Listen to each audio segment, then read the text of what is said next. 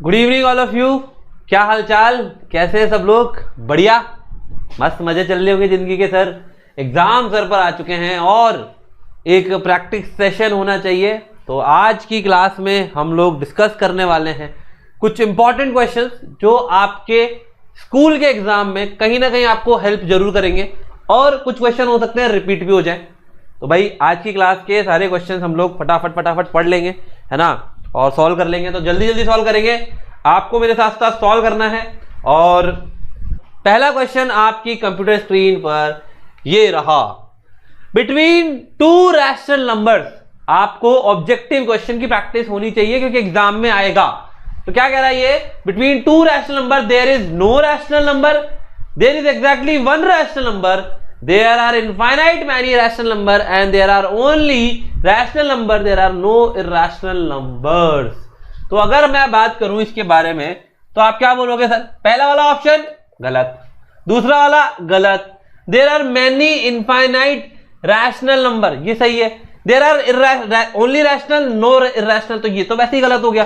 तो अगर आपको सही ऑप्शन नहीं पता है ना, तो आप गलत ऑप्शन तो चेक कर ही सकते हो। क्लियर? चलिए, तो आपके पास आ गया आंसर सी। Very good. तो जल्दी जल्दी आंसर देते जाना है ना। चलो अगला question, which of the following is a polynomial. आपको चेक करना है इनमें से कौन पॉलिनोमियल है। तो भाई पहला ऑप्शन देख रहे हो आप, ये लिखा है एक्स स्क्वायर। अगर विजिबल नहीं है तो मैं बता दो, x square by 2 minus 2 by x square. तो क्या ये पॉलिनोमियल है? आप बोलोगे सर ये डिनोमिनेटर में एक्स स्क्वायर है, ऊपर जाएगा तो एक्स की पावर माइनस 2 हो जाएगा, पर ये तो नहीं हो सकता। बिकॉज पॉलिनोमियल में जो डिग्री होती है, जो पावर होती है, वो पावर जो होती है वो हमेशा n मतलब नेचुरल नंबर होते हैं, मतलब होल नंबर होता है। वैसे सॉरी, w या फिर आप जो भी लिखते हो तो होल नंबर होते हैं। 0 हो सकता है, 1 हो सकता है, 2 हो सकता है, पर नेगेटिव नहीं हो सकता। तो ये तो गलत हो गया। फिर ये रूट 2x है, मतलब ये x क्या है रूट में, तो ये भी गलत है। एक्स स्क्वायर और ये नीचे रूट है, अरे बाप रे। फिर अब आप बोलोगे सर इसको सॉल्व कर लो, पर ये तो वैसे ही गलत हो गया था। आंसर तो सी आ ही गया, लेकिन सॉल्व करके देख लो। एक्स स्क्वायर प्लस 3x की पावर 3/2 और ये 1/2, तो ऊपर आके माइनस 1/2 हो जाएगा। तो आप बोलोगे हो जाएगा एक्स स्क्वायर प्लस 3, अब ये हो जाएगा x, 2 कैंसिल हो जाएगा, तो ये बचा 3 - 1 मतलब 2/2, तो ये हो जाएगा 1। तो x की पावर 1 आ गई। तो क्या ये पॉलिनोमियल है? आप बोलोगे यस सर। क्वेश्चन ऐसे घुमाकर भी दिया जा सकता है। अगला सवाल चलते हैं, चलिए फटाफट। 3 or more line intersecting at same point are said to be। 3 line है या 3 से ज्यादा intersecting at same point are said to B.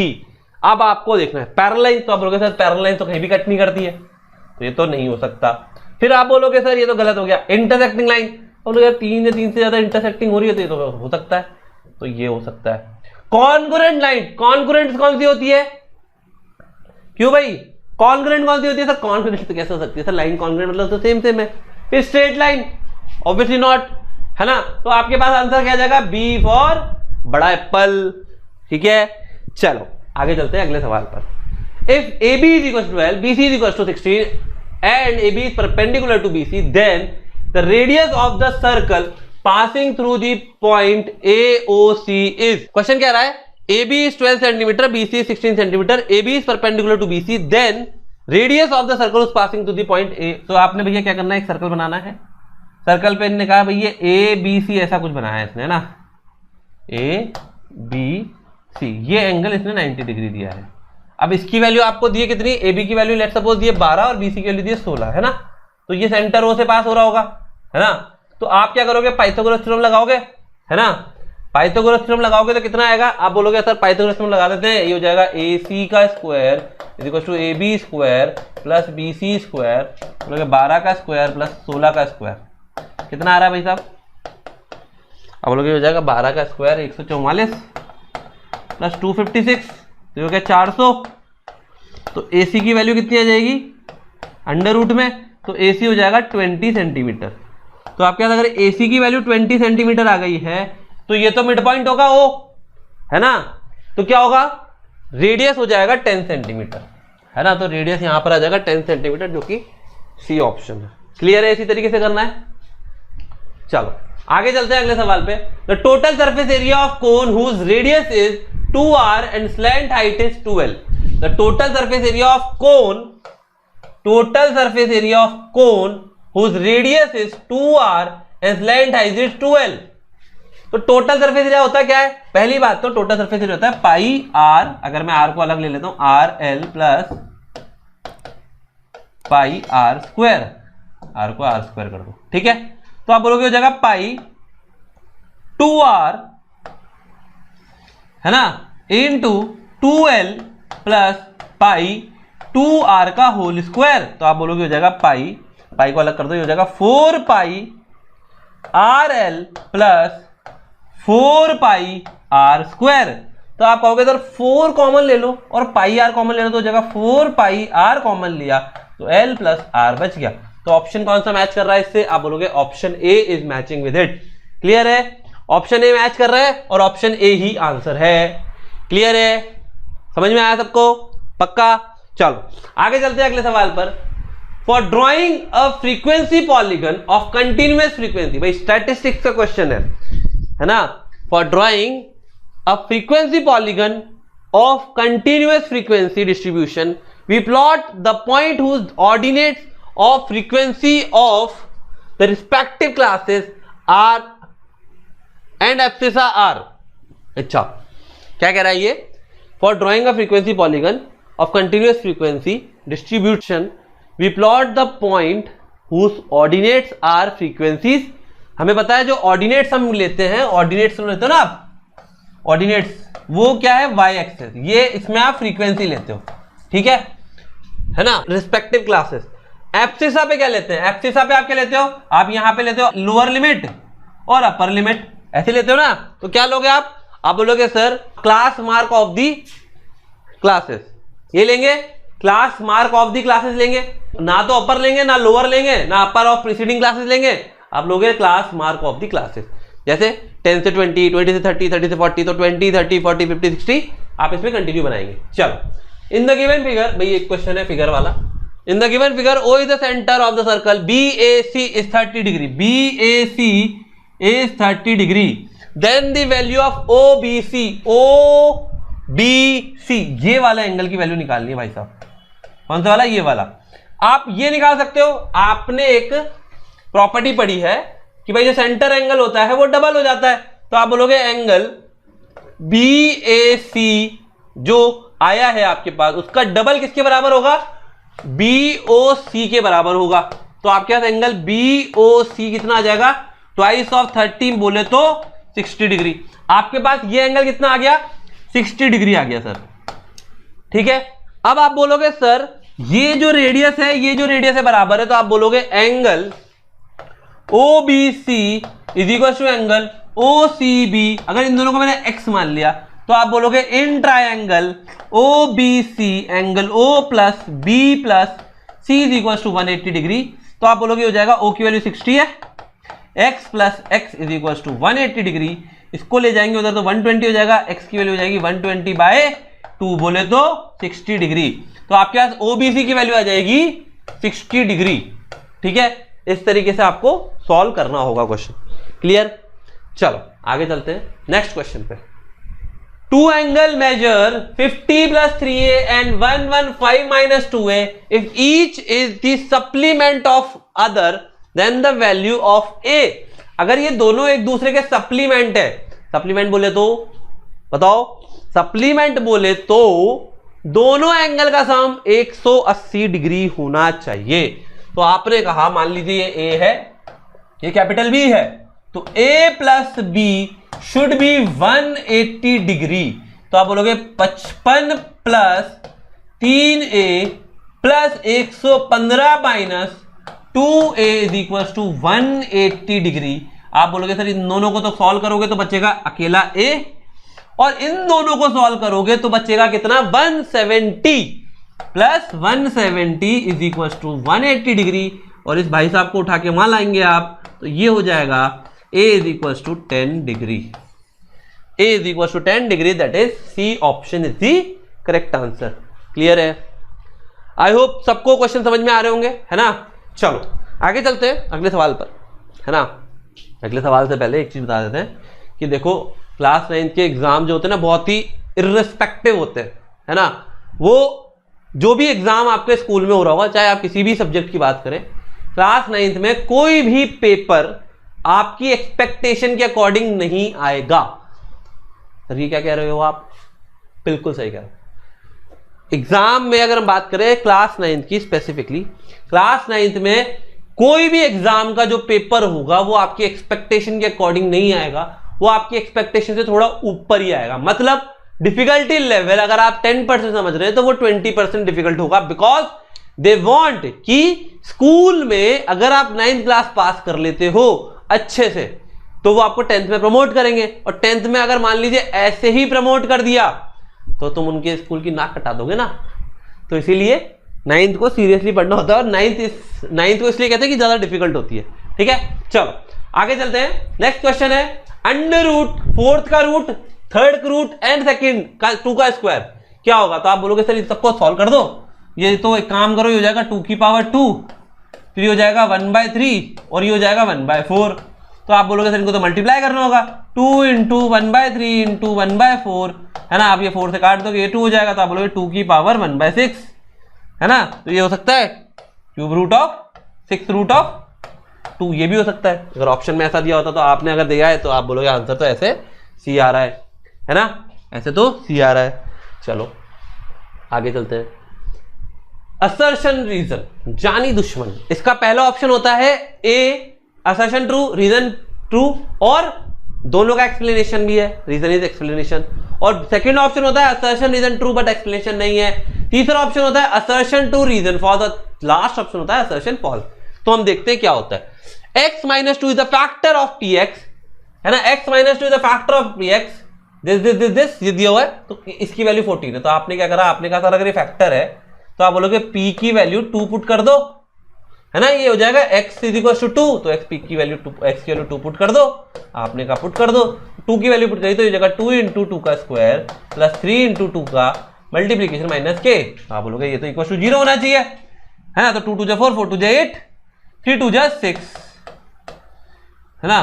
तो ये हो जाएगा माइनस का के, तो आप इसको उठा के उधर ले आओ, तो के की वैल्यू कितनी आ गई? 14। तो या तो ट्रू है सर, ये तो ट्रू है, बिल्कुल ट्रू है, इसमें तो कोई दिक्कत ही नहीं है। फिर इसने बोला है reason x minus a is the factor of polynomial then px in px if pa equal to 0। यार ये लॉजिक भी तो यूज कर रहे हैं ना हम, we are using the same logic. तो ये पता चल जाएगा अगर आपको, we are using the logic given in reason, है ना। और पहली बात रीजन तो ट्रू है ना। तो आप बोलोगे सर आंसर हो जाएगा ए फॉर एप्पल, कि assertion is also true, reason is also true, and reason is the correct explanation of assertion. Logic use किया है तो आप हाँ बोलेंगे। ठीक है, चलो आगे चलते हैं। In the following figure A B C D E F G are 2 parallelogram, ये दोनों पैरेललोग्राम है भाई साहब। ठीक है, if C is equal to 60 degree then G F E ये वाला एंगल कितना होगा? आपने कहा ये 60 है, तो ये कितना होगा? आप बोलोगे इन दोनों का तो अपोजिट बराबर होगा, ये 60 होगा, है ना। तो आप बोलोगे angle A is equal to 60 degree. अगर आपको पता है ए 60 है तो आप बोलोगे जी एफ ई ये भी 60 होगा, है ना। क्यों? क्योंकि अपोजिट एंगल बराबर होते हैं। तो आ गया आंसर 60, डायरेक्ट ही आ गया, कुछ करना ही नहीं पड़ा, है ना। चलो आगे चलते हैं। Next question, factorization of x की पावर 4x की पावर 2 प्लस 3 8x प्लस 3। भाई फैक्टराइजेशन पे गारंटी एक क्वेश्चन तो आएगा, और ये हो सकता है 2 मार्क्स का आ जाए, 3 मार्क्स का आ जाए, 4 मार्क्स का भी आ सकता है। फैक्टराइजेशन के क्वेश्चन पे डिपेंड करता है, अगर रूट वूट आ गया तो और हेल्दी हो सकता है मार्क्स। ठीक है, तो क्या करेंगे सर? आप बोलेंगे सर पहले इसको इससे मल्टीप्लाई करो, है ना। 4x² प्लस 8x प्लस 3 में इनको मल्टीप्लाई किया तो आपने बोला सर आ गया 12x²। कितना आ गया बेटा? 12x², वो भी प्लस का। अब इसको 2 टुकड़ों में करना, जिसको ऐड करने से 4 आ जाए। 4 3 12 होता है, 4 और 3 को ऐड करने पे तो 7 आता है, लेकिन पर हमें तो 8 चाहिए। 6 2 12 होता है, 6 और 2 को ऐड करने पे 8 आता है। तो आप बोलोगे सर 6x और 2x कर दो। तो मैंने कह रहा है यहाँ पे 4x² plus 2x plus 6x plus 3। तो हमने ग्रुपिंग मेथड से इन दोनों में से क्या निकाला कॉमन? 2x। यहाँ बचेगा 2x प्लस 1, फिर यहाँ पे 2x प्लस 1 वापस लिखा, आपने बोला यहाँ पर आएगा 3, क्योंकि ये हो गया 3 2 6 और 3 1 3, तो आपने बोला 2x प्लस 1 कॉमन ले लो, तो आपके पास यहाँ आ गया 2x प्लस 3। अब अगर आपसे बोला ये फैक्टराइजेशन कर दिया, लेकिन मैंने पूछा सर जीरोज बताओ मुझे, अल्फा और बीटा, तो आप बोलोगे जीरोज में ये हो जाएगा -1/2 और ये हो जाएगा -3/2, ये आपके जीरोज भी आपने निकाल दिए। क्लियर है, सिंपल है, डरने की जरूरत नहीं है, इतना तो हम पढ़ के आए हैं, है ना, 8वीं कक्षा में पढ़ आए थे ये तो हम। ठीक है, चलो आगे चलते हैं।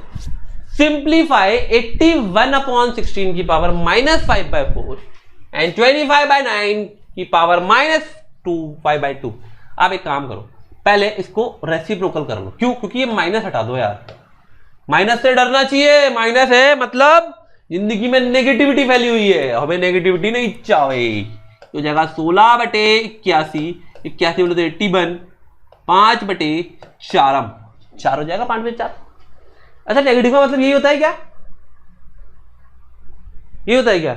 बताओ बताओ, तुम बताओ यार, मैंने शायद आपको बताया हो कुछ कि a की पावर -1 होता है 1/a, याद आ रहा है एक्सपोनेंट के लॉ? यही होगा कि नहीं होगा? सर होगा, कुछ कुछ याद आ रहा है सर, कुछ कुछ याद आ रहा है। ये हो जाएगा 9/25 की पावर, बोल दो 5/2। अब क्या करें, अब क्या करें? अब सर एक काम करो, ये बटे में है 4, तो इसको अंडर रूट वाला जो पार्ट है उसमें आ जाता है, square root, cube root, fourth root, तो मतलब ये हो गया 2 की पावर 4, 2 2 जा 4, 4 2 जा 8, 8 2 जा 16, तो 2 की पावर 4, और ये नीचे क्या हो जाएगा 3 3 जा 9, 9 9 जा 80, तो ये 3 की पावर 4, और ये हो जाएगा 5 की पावर 5/4 इंटू, ये हो जाएगा 3 3 जा 3 इंटू 2, 3 की पावर 2 अपॉन 5 की पावर 2, आपने कहा ये हो जाएगा 5/2। देखो स्टेप बाय सॉल्व करोगे अगर एग्जाम में तो टीचर मार्क्स देगा, और अगर तुमने जल्दबाजी में कर दिया जैसे तुम अभी कर रहे हो तो दिक्कत हो जाएगी। ऐसे नहीं करना, एक एक स्टेप करनी है। ठीक है, आप बोलोगे सर ये हो जाएगा 2/3 की पावर 4 इंटू 5/4 इंटू 3/5 की पावर 2 इंटू 5/2, तो ये 2 से 2 कट जाएगा, ये 4 से 4 कट जाएगा, ये हो जाएगा 2 की पावर 5/3 की पावर 5 इंटू 3 की पावर 5 अपॉन 5 की पावर 5। अब बोलोगे सर ये क्या है, कैंसिल कर दूं क्या इसको? यस, आपके पास आ जाएगा 2 की पावर 5/5 की पावर 5। आप चाहो तो इसको सॉल्व करके लिख दो, नहीं तो यहां तक भी छोड़ सकते हो, बट अगर मान लो ऑब्जेक्टिव है तो ऑप्शन दिया होगा तो उसके अकॉर्डिंग सॉल्व कर लो। ये हो जाएगा कितना, 18 18 32 है ना, 32 हो जाएगा, और नीचे क्या हो जाएगा 5 की पावर 5 कर लो यार, जितना भी आ रहा है ना, तो 5 5 जा 25, 5 5 25, 625 और 10 कुछ आएगा, मतलब 1250 आएगा, मतलब 1250 कुछ आएगा, कुछ जो भी है 1300 जो भी आ रहा है वो आप सॉल्व करके इसको सॉल्व कर सकते हो। ठीक है, चलो आगे चलते हैं अगले सवाल पर। ABCD is cyclic quadrilateral. ओ भाई साहब, साइक्लिक क्वाड्रिलेटरल है, साइक्लिक क्वाड्रिलेटरल नहीं पता है जिंदगी में तो हमारे साथ बहुत दिक्कत आएगी। जिसमें बोला है AB और CD इज पैरेलल, AB और CD इज पैरेलल, है ना, AB और CD इज पैरेलल, ये पैरेलल है सर, ये दोनों पैरेलल है ना। फिर इसने बोला है एंगल D, इसको इससे जोड़ दो, इसको इससे जोड़ दो, तो ये D जो है इसकी वैल्यू है 70 degree. Find all the remaining angles. अब यार एक प्रॉपर्टी तो साहब ये पढ़ाई थी हमने कि angle A plus C is equal to 180 degree, angle B plus angle D is equal to 180 degree, है ना। तो अगर D A है तो B कितना होगा बताओ, D A है तो B कितना होगा? आप बोलोगे सर B 110 हो जाएगा, तो आप बोलोगे angle B is equal to, इसको उठा के वहां लाएंगे तो 110 डिग्री। पहला आपने एंगल B निकाल दिया, ठीक है। अब देखो ये आपने निकाल दिया 110 डिग्री, ठीक है। अब आपने कहा सर ये पैरेलल है, ये पैरेलल है तो ये ट्रांसवर्सल होगा क्या? ये ट्रांसवर्सल होगा क्या? क्या कहते हो बोलो? ये पैरेलल है तो ये ट्रांसवर्सल होगा ना BC, तो ये वाला क्या होगा? को इंटीरियर एंगल, तो आप बोलोगे angle B plus angle C is equal to 180 को इंटीरियर। तो यहां से आपके पास इसकी वैल्यू कितनी आएगी? आप बोलोगे इसकी वैल्यू आएगी 70 degree, angle C is equal to 70 और angle A is equal to 110 degree. आपने ये सब निकाल दिए और ये आपका आंसर फाइनल। क्लियर है? डन। चलो आगे चलते हैं, अगला सवाल देखते हैं। ये सवाल क्या है? In the given figure if 1 equal to 2। ओ भाई साहब, यूक्लिड ज्योमेट्री इंट्रोडक्शन से क्वेश्चन है ये क्वेश्चन, ये चैप्टर अच्छे अच्छे छोड़ देते हैं, भूल जाते हैं, पढ़ते ही नहीं है, लेकिन हमें पढ़ना है ना, सबको पढ़ना है ये, है ना। क्या कह रहा है? In the given figure angle 1 equal to angle 3 लिख लेते हैं। चलो, angle 1 equal to angle 3, angle 2 equal to angle 4, angle 3 equal to angle 4। ठीक है sir, right the relation between angle 1 and 2। देखो 3 जो है 4 के बराबर है ना, यहां पे लिखा हुआ है, तो ये दोनों बराबर है। कौन सा एक्सियोम होगा?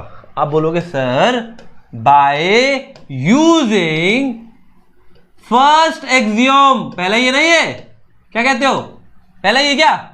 कितने लोग मानते हैं पहला ये ना? By using first axiom if one thing is equal to other, second thing equal to other. अगर ये दोनों इक्वल है तो ये दोनों भी आपस में इक्वल होंगे, तो आप बोलोगे angle 1 equal to angle 2 by using the axiom 1। Clear है भाई? एक्सियोम के बारे में नहीं आता तो याद करिए। चलो आगे चलते हैं। नेक्स्ट क्वेश्चन है, बढ़िया क्वेश्चन है, बहुत ही अच्छा क्वेश्चन है। x की पावर 2 प्लस 1 अपॉन x की पावर 2 इज इक्वल टू 98 दिया हुआ है। आपको फाइंड करना है x की पावर 3 प्लस 1 अपॉन x की पावर 3। आइडेंटिटीज याद है तो कर लोगे, नहीं याद है तो नहीं कर पाओगे। ठीक है, तो आइडेंटिटी याद होनी चाहिए। तो पहली चीज आपको यहां से x प्लस 1 अपॉन x निकालना। तो अगर मैं कहूं कि मैं इसमें प्लस का 2 कर देता हूं, ठीक है ना, प्लस का 2 कर देता हूं। मैंने क्या करा? X square plus 1 upon x square plus 2 is equal to 98 plus 2 कर दिया। समझना ऐसा क्यों किया मैंने? ये हो जाएगा x square plus 1 upon x square plus 2 into x into 1 upon x, A square plus B square plus 2ab is equal to 100। आपने क्या करा? ये कटेगा तो आपके पास आ जाएगा x प्लस 1 अपॉन एक्स की वैल्यू, स्क्वायर की वैल्यू 100 है, 100 हो जाएगा तो आपके पास x plus 1 upon x is equal two plus minus 10, plus minus 10। सही है? सही है? पक्का? चलो आगे आते हैं। आपसे पूछा है cube, x cube plus 1 upon x cube. तो आप एक काम करो, आपने जो निकाला है x plus 1 upon x whole का क्यूब कर दो और ये हो जाएगा प्लस माइनस 10 का क्यूब। तो आप क्या करो? 2 पार्ट ले लो, पहले ले लो प्लस 10 का क्यूब, ठीक है, तो ये हो जाएगा 1000। पहले लेते हैं प्लस 10 केस 1। भाई इसमें बहुत ही ध्यान रखना है ना, ये ना करो कि आप यार दोनों की जगह एक ही ले लो, दोनों लेने तभी पूरे मार्क्स मिलेंगे। 5 मार्क्स का क्वेश्चन होगा ये, 5 मार्क्स का क्वेश्चन। ठीक है, क्या करा सर हमने? देखो भाई दोबारा से बता रहा हूं, सुन लो भैया। हमने क्या करा? X square plus 1 upon x square था, आपने यहाँ प्लस 2 किया, इधर प्लस 2 किया, दोनों तरफ हो गया एक्स प्लस 1 का होल स्क्वायर। क्यों हो गया? क्योंकि देखो 2 into x plus 1 upon x होता तो ये कट जाता, तो ये 2 ऐड करा तो ये हो गया ऐसा। तो जब आपने एक्स प्लस 1 अपॉन एक्स का होल स्क्वायर किया तो उधर ले जाएंगे तो प्लस माइनस 2 आएगा। तो एक्स प्लस 1 अपॉन एक्स की वैल्यू आ गई 2, सॉरी 2 वैल्यू आ गई, एक प्लस 10 एक माइनस 10। तो आपने पहले प्लस 10 के साथ किया तो प्लस 10 के साथ ये क्यूब हो गया, तो आप बोलोगे x cube plus 1 upon x cube plus 3 into a b, 3 into a b मतलब x into 1 upon x into a plus b मतलब x plus 1 upon x is equal to 1000। ठीक है, अब आप बोलो सर इसकी वैल्यू तो प्लस माइनस 10 है, तो आप अभी प्लस 10 लोगे क्योंकि आपने प्लस 10 लिया है, तो आप बोलोगे हो जाएगा x cube plus 1 upon x cube plus ये तो कैंसिल हो गया 3 इंटू 10 मतलब 30 इज इक्वल टू 100। जिनका भी 970 आंसर आ रहा है वो तो सही है, वो तो सही है, लेकिन एक और आंसर आएगा। ये तो पहला केस हो गया है ना, दूसरा केस और बनेगा ना सर, जिसमें क्या होगा? Minus x plus 1 upon x का whole cube is equal to minus कितना? 1000। क्यों? माइनस 10 का क्यूब तो माइनस 1000 होगा ना, प्लस तो होगा नहीं। ठीक है, तो ये आ गया आपके पास। अब आप क्या करोगे? सॉल्व करोगे वापस इसी तरीके से, तो आपके पास आ जाएगा x cube plus 1 upon x cube अब माइनस लिया है तो यहां पर हो जाएगा plus 3 into x into 1 upon x into x plus 1 upon x is equal to 1000, वो भी माइनस का है ना, माइनस लगा लो यहाँ पे, माइनस 1000, थोड़ा छोटा लिख रहा हूं। तो अब ये तो कैंसिल हो जाएगा, तो आपके पास x cube plus 1 upon x cube plus 3 into -10, तो ये हो जाएगा माइनस का 30 इज इक्वल टू माइनस का 1000, इसको ले जाएंगे तो ये हो जाएगा प्लस, तो x cube plus 1 upon x cube is equal to minus 970। तो दो आंसर आ रहे हैं, एक प्लस का एक माइनस का। ठीक है, अगर मान लो आपको यहां पे x plus 1 upon x is equal to 10 दिया होता प्लस 10, तो सिर्फ एक ही आंसर आता माइनस का प्लस का 970। क्लियर है? ठीक है, दोनों कर दोगे तो अच्छा रहेगा यार, क्योंकि हो सकता है टीचर ने क्वेश्चन ये सोच के दिया है दोनों करना है। ठीक है, हमें भी नहीं पता है, तो आप तो दोनों करके आओगे तो ज्यादा अच्छा होगा। ठीक है, कब? जब आपको ये ऐसा दिया है। अगर मान लो इसकी जगह दिया होता है x plus 1 upon x equal to 10, तो माइनस का काम नहीं करेंगे। क्लियर है? चलो आगे चलते हैं। Arrange in descending order. यार ये क्वेश्चन है ना थोड़ा सा कॉम्प्लिकेटेड है, और हो सकता है आपके कोर्स में हो या ना हो, कोई गारंटी नहीं है। ठीक है, टीचर दे सकता है, उसकी मर्जी है, नहीं दे तो नहीं भी दे, है ना। करो, चलो एक बार करो। क्या करेंगे सर इसमें? आप बोलोगे सर इस क्वेश्चन में डिसेंडिंग ऑर्डर में अरेंज करना है, पर ये अलग अलग है सर, ये तो पावर सबकी है ना। इसमें आपका टेस्ट है, दो चीजों का टेस्ट है कि सर इनकी पावर सेम करनी है। पावर सेम करने के लिए एलसीएम निकालेंगे। क्या निकालेंगे? एलसीएम निकालेंगे, है ना। अगर आप इसको 12 कर सकते हो, इसका एलसीएम 12 ही होने वाला है। देखो सबका एलसीएम 12 ही होने वाला है, तो 3 4 जा 12, 4 3 जा 12, 6 2 जा 12 और 12 1 जा 12, तो एलसीएम तो 12 होगा। तो आप इन सबको 12 बनाना है। आपको क्या करना है, ध्यान से सुनना है इस क्वेश्चन को, आपको इन सबको 12 बनाना है। ये 2 है तो 3 इंटू 4 करेंगे, है ना। फिर इधर क्या करेंगे, ध्यान से देखना, 4 इंटू 3 करेंगे। ध्यान से सुनना, अभी क्वेश्चन कंप्लीट नहीं हुआ। और यहां पर 6 इंटू 2 करेंगे, तब 12 होगा। और इस वाले में 12 इंटू √3, मतलब ये 3 बचा अकेला। ठीक है, लेकिन अभी इतना करा, ये कंप्लीट नहीं है। यहां पर आपको क्या करना पड़ेगा, ये जो है 4 किया है तो यहां पे पावर 4 करेंगे, ऑब्वियस ही बात है। यहां पर पावर 3 करेंगे, यहां पर पावर 2 करेंगे और यहां पर पावर 1 करेंगे। अब सबके पावर क्या हो गए, 1/12 1/12 1/12 1/12, और ये हो जाएगा 2 2 जा 4 4 2 जा 8 8 3 जा 8 2 जा 16 की पावर 1/12। करेक्ट है, 16 की पावर 1/12 है ना। 2 2 जा 4 4 4 जा 16, 5 5 जा 15, 5 5 जा 25, 25 5 जा 125, 125 की पावर 1/6 सॉरी 1/12 सॉरी। फिर 7 7 जा 49 की पावर 1/12 और 3 की पावर 1/12। अब करना है डिसेंडिंग ऑर्डर। डिसेंडिंग बोले तो सबसे बड़ा, सबसे पहला कौन है सबसे बड़ा, ये। तो आपके पास आ जाएगा 4 पार्ट ऑफ √5। फिर ये वाला आप बोलोगे सर 49 के सॉरी ये लिखेंगे 6 √7। फिर ये लिखेंगे 16, आप बोलोगे ये हो जाएगा 3 √2, और फिर लास्ट में 12 √3। This is descending order. ठीक है, जिसको नहीं समझ में आया हो ध्यान से समझ लो। पावर्स को सेम करना होता है, तब जाकर ही ये आप डिसेंडिंग और असेंडिंग लिख सकते। क्लियर है। चलो आगे चलते हैं अगले सवाल पर। राइट एंगल ट्राइंगल, बहुत इंपॉर्टेंट सवाल है, बहुत ही ज्यादा इंपॉर्टेंट सवाल है। क्या है, आप देखो, राइट एंगल ट्राइंगल ABC, एक राइट एंगल ट्राइंगल है ABC। ठीक है, ABC, इसकी साइज क्या दी है, 3 4 और 5। मान लीजिए ये दिया है मैंने 3 4 और 5, ऐसे दिया है। Is revolve about the fix side, इस साइड के अबाउट रिवॉल्व कर दिया। रिवॉल्व भाई साहब समझो, रिवॉल्व कर दिया। जैसे ये ट्राइंगल है, मान लो, अभी है तो नहीं लेकिन मान लो ये ट्राइंगल है, इसको ऐसे रिवॉल्व कर दिया। अभी तो ये सिलेंडर बनाएगा, लेकिन अगर ऐसे ट्राइंगल होता तो ये कोन बनाता। क्या बनाता, ये कोन बनाता, कोन। ठीक है, अब ये कोन बनेगा, कैसा कोन बनेगा सर? ऐसा बनेगा। देखो ये चार साइड से रिवॉल्व कर रहे हैं तो ये कोन ऐसा बनता कुछ। ठीक है, जो भी है थोड़ा सा ऐसे मान लो। ठीक है, तो अब कोन बना तो ये हाइट होगी 4, स्लैंट हाइट कितनी होगी जल्दी बताओ? स्लैंट हाइट आप बोलोगे स्लैंट हाइट हो जाएगी 5, रेडियस कितना होगा? आप लोगों से रेडियस यही होगा, रेडियस हो जाएगा 3 सेंटीमीटर। अब आपसे क्या पूछ रहा है? Find the volume of the solid generated. Volume क्या होगा?